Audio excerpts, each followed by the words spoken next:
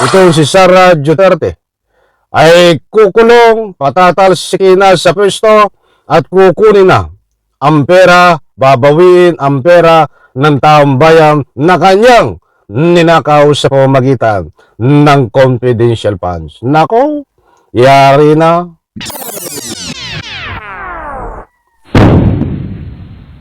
Alright, welcome back to my YouTube channel. I'm Andy's Vlog. Nako, ito, mga kaibigan, mainit-init pa. Sara Duterte, taong 2025, tuluyan ng ikukulong, tuluyan ng patatalsikin sa pwesto, tuluyan ng babawin, kukumpiskahin ang pera ng taong bayan na di umano ay ninakaw niya sa pamamagitan ng confidential funds. Nako, ay hindi naman po lingid sa inyong kaalaman, mga mahal kong taga-subaybay, ay napakainit na usapin. Taon 2024 ay laman ng anumang balita sa Republika ng Pilipinas ang kalukuhan na ginawa nitong si Sara Duterte. Na gano'n na lamang kung anong umasta, lahat ay nasa kanya ho. Tungkol sa pera, hindi nirerespeto ang rule of law, at siyempre, kapag iimbitahan mo sa anumang legal na proseso na investigasyon, hindi ho sumisipot kapag tatanungin mo kung saan ginastos ang pera ng taong bayan sa pamamagitan ng confidential funds, ay nagagalit pa ho. Nako, ganyan ba ang isang matino at hindi magnanakaw na vice presidente? Hindi pera ng vice presidente yan, pera ng taong bayan na sana naman ay illegal sa ilagay sa tama na paggastos yan at nasa ganon pakinabangan ho ng taong bayan, hindi pakinabangan ng bulsa ni Sara Duterte. Pasensya na po sa aking audio at ako'y namamalat. Nagdaan ho ang Christmas, New Year, marami tayong naging bisita at kaya medyo ang aking boses pa ay pagod, namamalat. Pasensya na po kung ganito siya kabasag. Ano ho? At ito, bago po natin na diretso talakayin itong ating mainit na pag-uusapan, ay gusto ko munang ibahagi sa inyo itong mga kakaharapin ni Sara Duterte pambungad taon 2025. Nako, ay pinagtulong-tulungan na ho sa legal na proseso para ito ho ay walang kawala, mga kaibigan.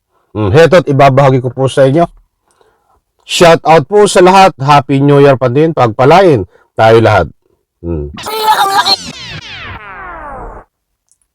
Shout out po.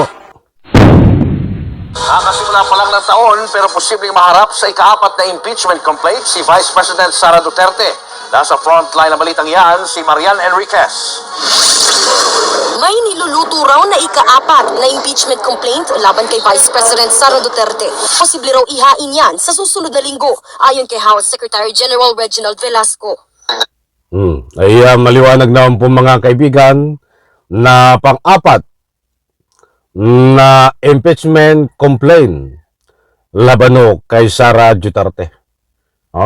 Kung magugunitan nyo po at maalala nyo, taon 2024 ay 3 na ho ang naghain at itong kinumpirma ng House of Representatives na mayroon pang hinihintay sila na pang-4 na impeachment complaint laban ho dito ho kay Sara Duterte.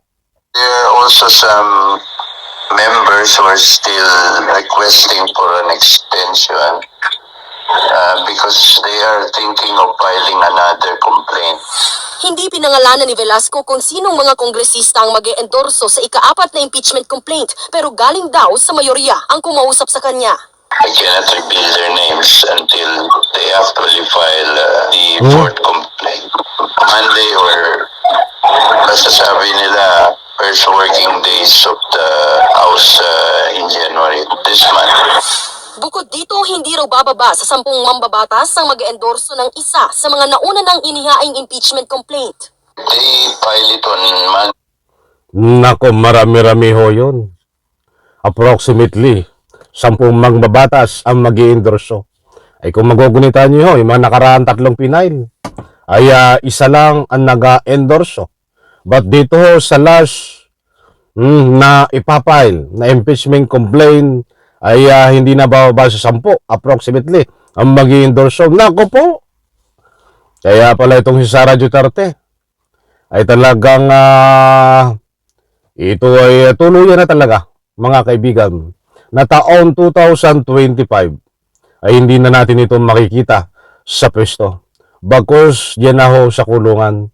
Nako, wag niyo naman takutin itong mga ito sabihin yung makikita sa kulungan. Nako po, kung hindi niyo nakita taon 2024 diyan sa kulungan at mapatalsik sa pwesto taon 2024. Itong si Sara Duterte. Itaga nyo sa bato. Sa maniwala kayo sa hindi. Taon 2025. Itong si Sara Duterte ay kukulong, patatalsikin na sa pwesto at kukunin na ang pera, babawiin ang pera ng taong bayan na kanyang ninakaw sa pamamagitan ng confidential funds. Nako, yari na. I will have to make a decision whether I will then refer it to Speaker or delay it further, because again I'll refer this to the legal department for study if there will be a court complaint. Ayan mga kaibigan, na medyo mahaba, puputulin na natin. Ang importanteng mahalaga ho, ay inahatid ko po sa inyo na mayroon pang 4 na impeachment complaint para ho dito kay Sara Duterte. Matindi ho, may pang-4 pa.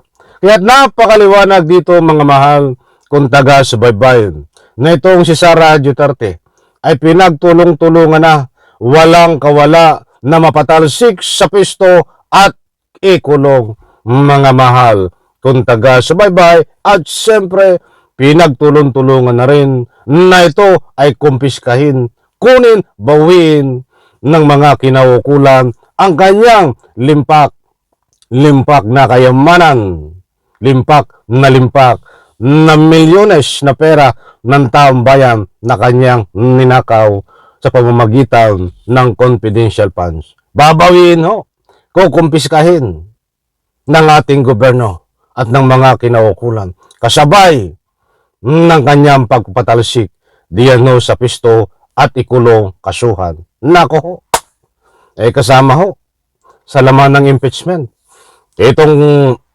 rolling, itong mga ganap at gaganapin na kapag ikaw ay sumalang sa impeachment, ay kasama rin ho't nakapaloob na kukumpiskahin ng iyong ari-arian, ipiprice pansamantala. Nako, ay matindi ho mga kaibigan. So maliwanag ho, hindi po tayo nagpapakalat ng anumang fake news.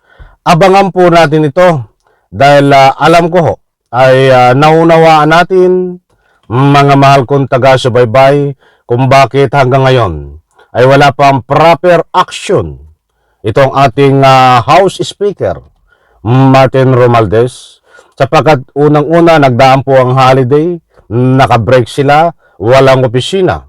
Kaya tayo po ay malawak ang pangunawa dyan.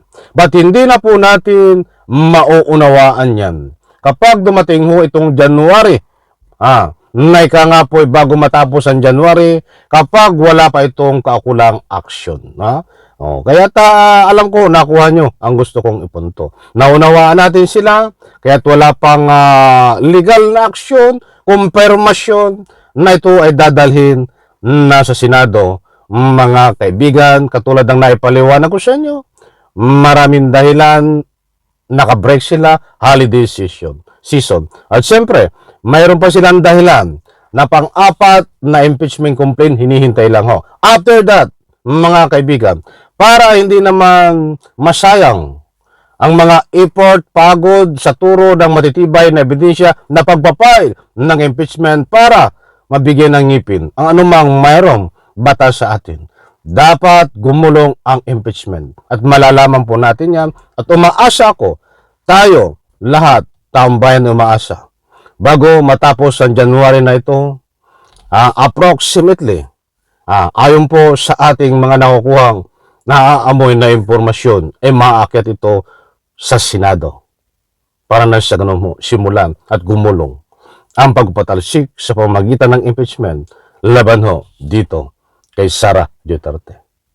Umaksyon na rin ho. Tahimik umaksyon ng ating Pangulong Bongbong Marcos. Ba't mga kaibigan, ang gusto ng ating Pangulong Bongbong Marcos ay mapanagot si Sara Duterte.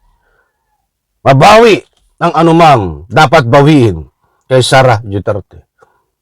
Kayamanan na galing sa taong bayan na ikangay sanhi ng kanyang kabilang sa mga kanyang ninakaw dapat managot itong si Sara Duterte na yan ay isa ring inaaksyonan ng ating kasalukuyang Pangulong Bongbong Marcos.